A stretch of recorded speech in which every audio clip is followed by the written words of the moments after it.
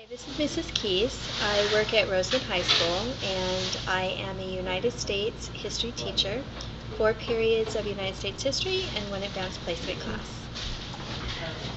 Did you know that the school had entered you when they put in the application for Teacher of the Year? No, I did not know.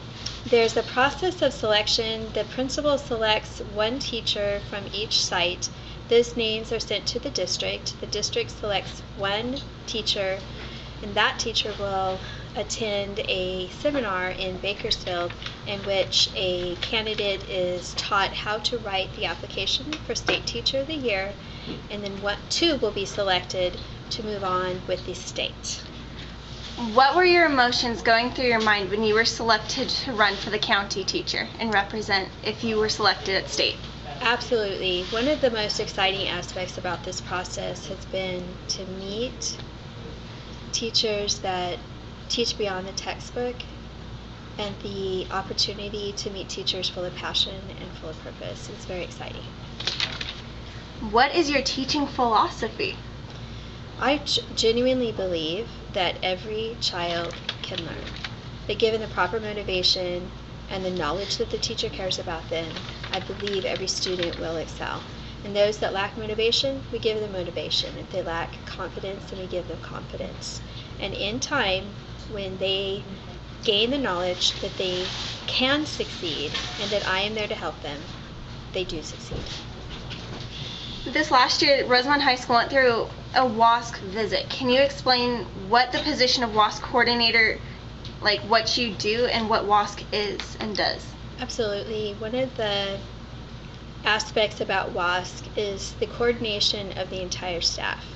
So the staff sits down once a month in these focus groups.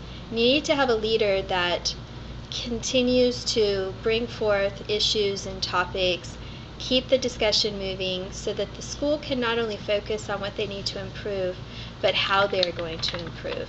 So the WASC coordinator is responsible for making sure that the school abides by the state mandates and is making forward movement in all of their achievements.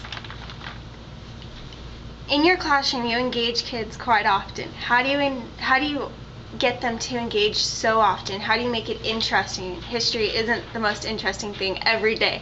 How do you do that? Of course, history is the most interesting course at Rosamond High School because the history department is the best. But one of the key cornerstones of student engagement is motivation. If you feel safe and you feel like an answer is going to be accepted, no matter what that answer is, then you're going to participate. And giving small chunks of information. All of us need to understand a concept in order to comment about that concept.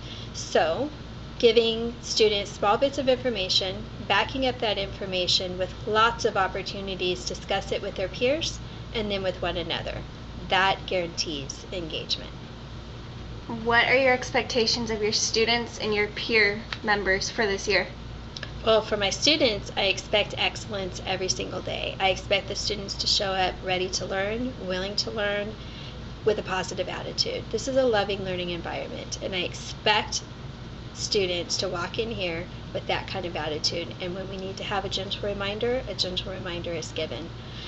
As far as my peers and my colleagues, I would expect that every teacher would believe with everything inside of them that students can learn and that the opportunities are right there in front of us to join and collaborate and communicate so that we can have common projects, common assessments, so that kids learn that their colleagues and their peers are expected to communicate, and so are their teachers. And when we have that kind of environment in which we lean on one another and can depend upon one another, we will have a great culture. For you, what is the most important and favorite thing of your job? What do you get the biggest smile and enjoyment out of every day?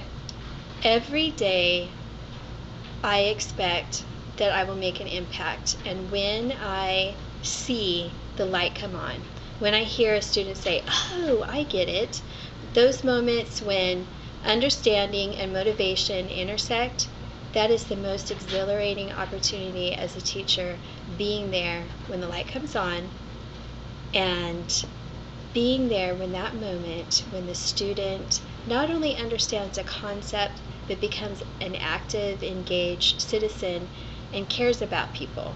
Being there in that moment, it's the best thing in the world.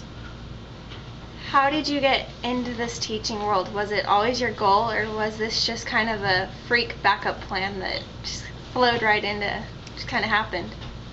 I've taught in different aspects since I was 18 years old. I started off with teaching preschool, and that happened for years and years. So I just always kind of assumed that someday I would work with older children.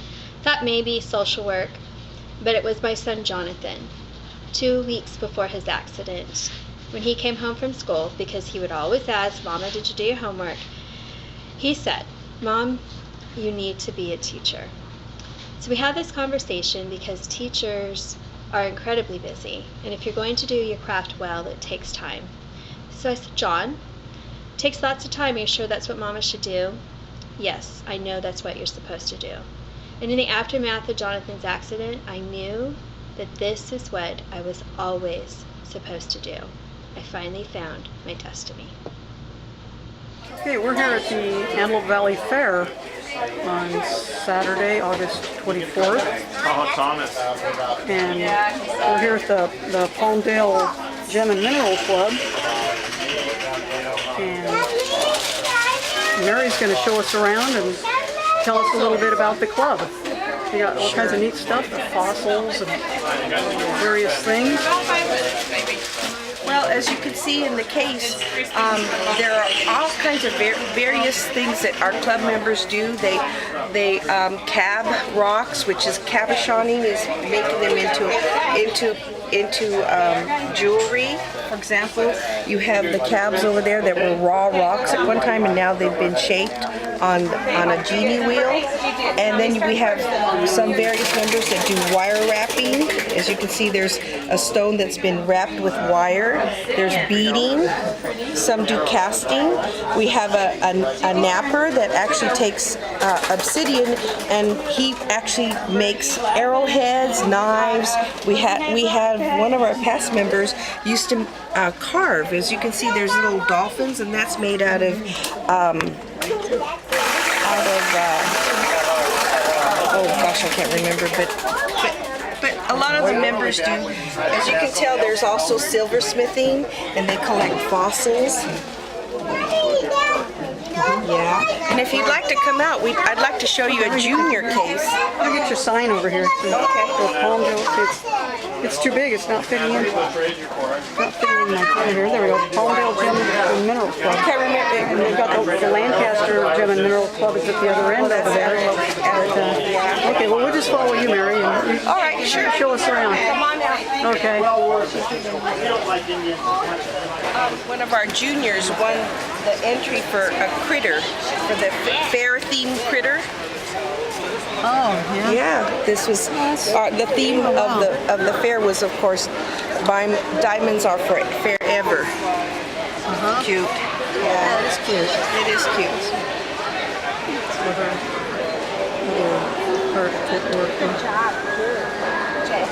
Okay, and if we come out here, this is a case that one of our 8-year-olds actually made all this jewelry. Yes, 8 years old, but she's been mentored for the last 4 years by various members in our club. Isn't that amazing? The earrings. Yes. This is done by an 8-year-old.